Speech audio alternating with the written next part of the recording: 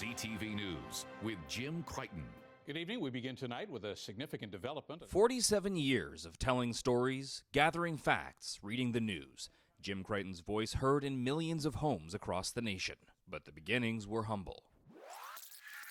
As a young lad, Jim attended Brock University, graduating with an English degree. During school, he volunteered with Radio Brock, and that's where he was bitten by the news bug. In 1974, his first professional gig was at See How in Welland, where he learned on the go, starting with coffee runs, then gathering stories, and eventually reading the news. He made stops in Niagara Falls, Peterborough, and Kitchener, sharpening his radio voice, becoming a broadcaster.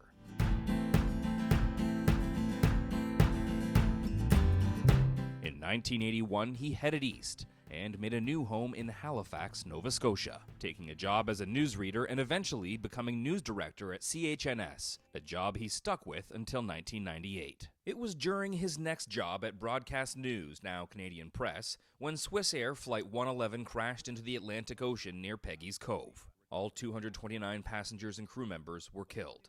And Crichton was up to the task delivering the difficult news, his voice heard nationally, even in the United Kingdom. Someone else was listening to Jim's commanding presence during those award-winning broadcasts, the news director for CFPL TV, George Clark. He lured Jim back to Ontario to try his hand at television broadcasting. Jim accepted, taking over as the anchor of the new WI's News Now 6 and 11 o'clock broadcasts. I don't apologize for it. We're very local. In 2003, Jim moved to Windsor and never left. Thank you for watching. Back tonight at 11. Hope to see you then. Thank you very much. He's seen many changes at the station, A Channel News, to A News, and finally, CTV News Windsor. Through all the changes, Jim Crichton was the constant, steady presence, guiding viewers through the news of the day with the same commanding, calming, and engaging delivery. Good evening, I'm Jim Crichton, and welcome live. He's interviewed the likes of William Shatner, K.D. Lang, Tricia Yearwood, Premier Bill Davis, President Jimmy Carter, and current Prime Minister Justin Trudeau. During his long career with Windsor's news leader, the team's coverage of slain Windsor police officer John Atkinson and his widely attended funeral stands out. And for a first time, Windsor's had to deal with the reality that it has happened here. That can never be forgotten. But it wasn't just his work in studio that made him a household figure. Over the years, Jim volunteered his time with dozens of organizations,